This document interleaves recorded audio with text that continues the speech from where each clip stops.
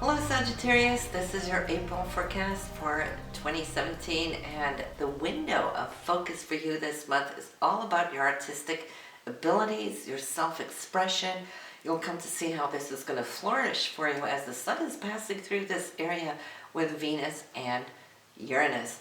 But let me just mention Venus though is retrograde, so on the 3rd it's going to move away. It's going to go back into your 4th house from this area, and you'll be having an extended time to look at what you were doing in March as far as your home, your environment, maybe wanting to fix things up, beautify it. Venus in the 4th house is all about beauty, right? And about love and the sharing of love with family members and so forth. It may also bring some situations from the past since it is retrograde, and it will be until April 15th. So it gives you that extended time to do what you need to do. Maybe you're thinking about real estate. Maybe you're moving or so forth. Well, Venus will give you the love to put into this area. But speaking of retrogrades, we have a long list of retrogrades in April. So that's going to slow things down for us. We have Mercury, we've got Venus, we've got Jupiter, Saturn, and Pluto coming in. All retrograde. So this is not really a time to push forward with new ambitions or whatnot, but it's really time for you to look back at where have you been? What have you been exploring and looking at and working at in the past? Now there might be a time where situations can come back up to the surface, giving you ample time to reevaluate whether you want to pick up certain older projects, thoughts, ideas, that kind of thing. People might come back into your life that you haven't seen for a long time, and then this too will allow you to mingle again and work things out that might need to be worked out, and if not, then it's just for pure enjoyment as well. We like retrogrades because it gives us that slow down phase where not everything is happening a mile a minute, right? So that we can enjoy and actually revisit those places even within our own consciousness. So let's talk about Mercury. Mercury will retrograde April 10th through that of May 14th. Now it's going to start off right there inside of your 6th house for day-to-day routines, your health situations and so forth, but then it's going to revert back into and give you an extended time in the 5th house of creativity. So that's a good thing, perhaps. Venus will go direct April 15th. Then we have Jupiter, which has been retrograde since February, will go direct June 10th. Currently, Jupiter is working in your 11th house for hopes and dreams, groups and organizations, your friends and so forth. So I'm seeing that this is a time for you to dream and dream big, Sagittarius, all right? Really paint that picture on the wall where you see yourself down the road, right? Because this is what Jupiter does best. Saturn, the taskmaster, also known as the karmic protector, you have that in your 1st house. So there's been added responsibility in the 1st house, which deals with personality, which is you, right? So you might feel that you are moving forward, maybe in a heavier way. Saturn brings that pressure. Now that it's retrograde, some of that pressure may alleviate a little bit. It will be retrograde from April 6th through that of August 26th. So things might slow down a little bit, but there's always added responsibility wherever field or area that Saturn shows up in. We have Pluto retrograding, and that will be from April 21st straight through September 29th. And Pluto has been and will be continuing in your 2nd house for a long time, years yet to come. But in this period, you might see that not necessarily that your income will slow down, but maybe the pressure that you've been putting on yourself may slow down a little bit. It's more like when the planets are retrograde, they're not focused on moving ahead. They're more like being switched over to autopilot, where you can just trust the flow where you're at. This is where you are. You're not looking ahead too much, but you're more listening, to where you've been, looking at where you've been. And Pluto's all about transformation. So this is what he will be doing for you in this area. We have the new moon and the full moon. The full moon will be April 10th. This will show up here for you in your 11th house of hopes and dreams. So that is going to be staged and take center focus on the 10th. And so just passing across that degree of Jupiter, you might just come to feel that one of these dreams that you've been holding, wishes, may just be that much more highlight. And I would say, it's a time of harvest too, so you might see something of that nature come to fruition. But the new moon is in your 6th house, which has to do with health. And the new moon is always new beginnings, planting new seeds. So what should this new moon be all about? Well, it has to do with 6th house areas, which has to do with your health. You might start on a new routine, new diet. Maybe also, since it represents co-workers, you might put in some good thought, good vibes, how you want to interact with your co-workers, start off a new level of whatever with them. And this new moon also will pass within those first 12 hours the degree of Mars, which is already there. So you are definitely working on wanting to change up your life, to change up your daily routines. Maybe also whatever you might have been feeling has been a little overwhelming, like these old routines that just eat away at us, right? Maybe you're wanting to focus on getting some good and healthy routines into your life. So top of the month, we start off on the 3rd with the first aspect, and that is that Venus moves into your 5th house. We've already talked about what that will do for you. On the 6th, though, we have Mars and Pluto. When they get together, they can move mountains. That's a powerhouse of energy, Sagittarius. So whatever you're focusing on wanting to get done, I would say the best day of the whole month is on the 6th. You could definitely come to accomplish a lot within a short amount of time. You're full of power, and you might even engage to come across people that are very, very empowered and invigorated here on this day.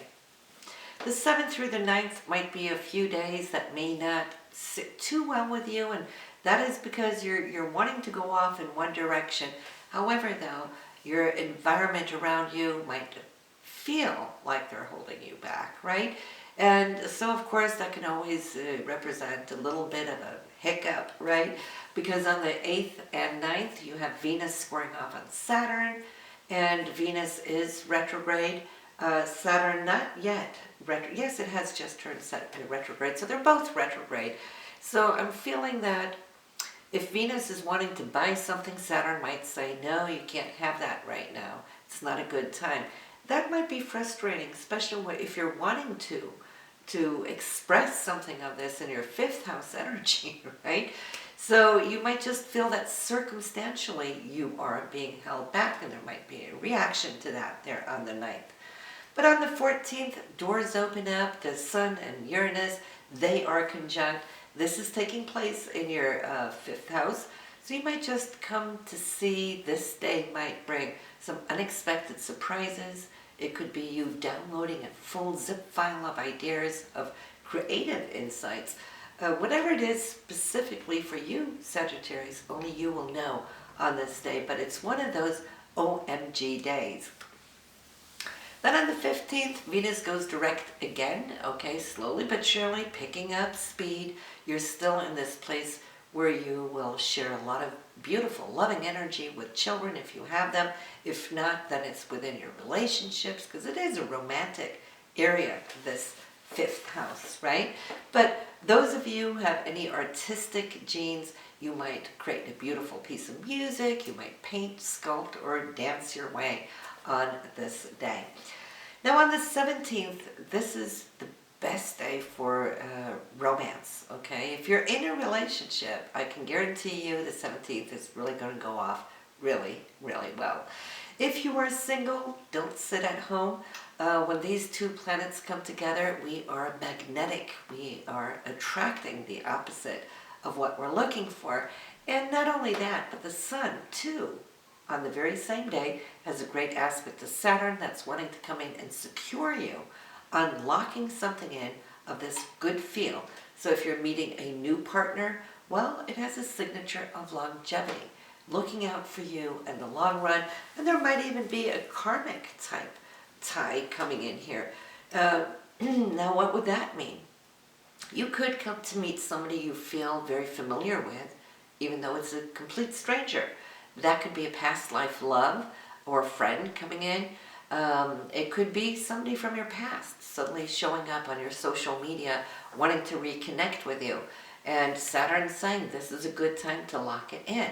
Whatever it is, only you will know individually.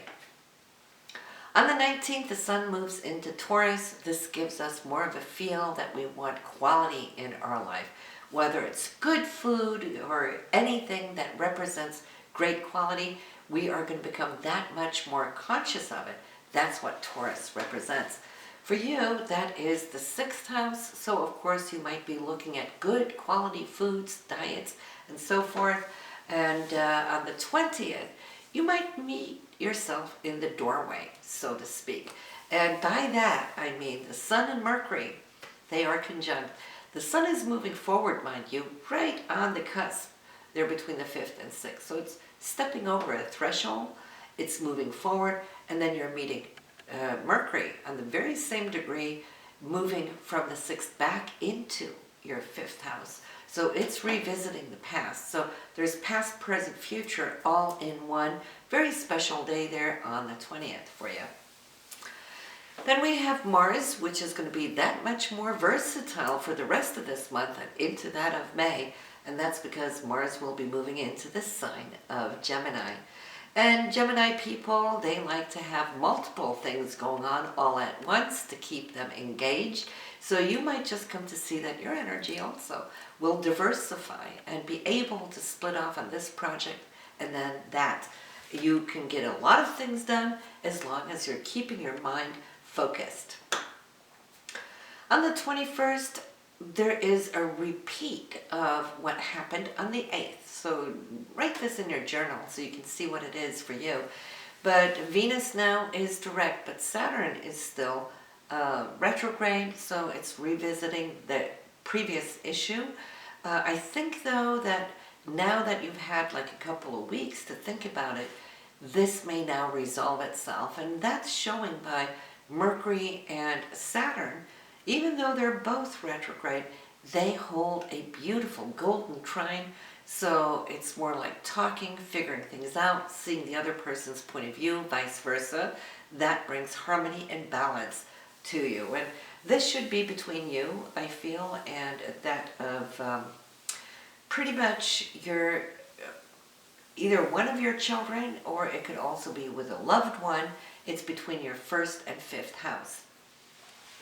On the 24th, we just mentioned that it's the 28th. Mercury and Uranus is going to spring a surprise on you. And I love when we have that. This is in your 5th house. You might download a full creative thought or genius idea, or it could be something coming from your loved one that might surprise you. If it might not be the other way around, it could be you surprising your loved one as well. Now, for those of you who have children of age, they may come to you with some unexpected news, maybe pregnancy. So the 5th house rules children, it rules pregnancy and so forth. And since it's a little unexpected, I wouldn't be surprised if there's news about someone being pregnant. Doesn't have to be you. So listen, this is what we have here this month in April. If you go listen to your moon and rising sign, you'll get more insight, because this month we know that the main focus for you is your creative energies and your day-to-day routines. But your moon and rising sign reading will show where these energies are expressing themselves through a totally different window. And if you're not receiving I want to mention that too, if you're not receiving your YouTube videos into your email, it might just be the way your settings in YouTube is set up.